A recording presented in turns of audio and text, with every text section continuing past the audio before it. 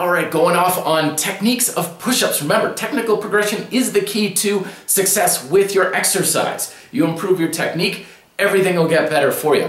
Today's push-up technique is, you hear a lot of times things like keep your body straight, keep yourself in a line. I don't agree with this at all, because I think there's a much better way to do push-ups. This is the classic way to do a push-up, is you're here, your spine is in a straight line, your legs, your hips, everything is roughly in this straight line. So your body, if these are my feet, my head is here, your body moves like this, kind of like a giant lever. Now, it's okay, but one of the biggest technical sins, if you will, of the push-up is the sag. Okay, so you have your hips like so, and then what ends up happening is this droops, your lumbar region droops down. Or another thing, and I see this a lot with professionals, some of the best fitness athletes in the world, what happens is their hips drop. And then what ends up happening is as they do their push-ups, their upper body, their shoulders, move like, you know, this much, and their hips move like that. So instead of moving like this, they're more moving like this. They're like, look at all these push-ups I'm doing.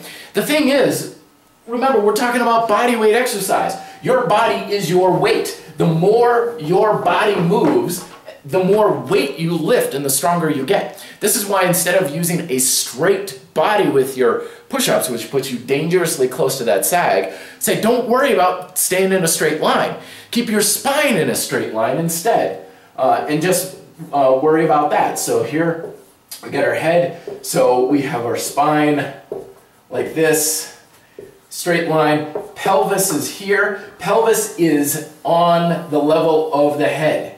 So I tell people, imagine you've got a deck of cards or a house of cards stacked up on your back, and you're doing your push-ups. Don't tip the cards over. Then from here, your knees and your feet like this. Okay, so now you got like this tabletop. What this ensures is, one, you don't have the sag here, you don't have the sag here. It's a hell of a lot more stable, a hell of a lot stronger, far more activation in the abdominals as well as the quads and the hip flexors. Plus, as this goes down, your hips go down the same amount.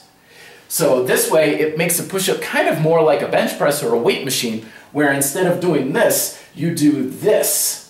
Takes a little bit of practice. You may want to videotape yourself doing it to make sure that your hips are moving. But what this ultimately means is everything's working harder, everything's working safer, and you've got more of your actual weight moving in a greater range of motion, so your muscles actually get stronger. So it's one of these things of just win-win all around, no disadvantage, and it erases a bunch of negative things that often occur with the push-up. Thoughts down below. Till then, be fit, live free.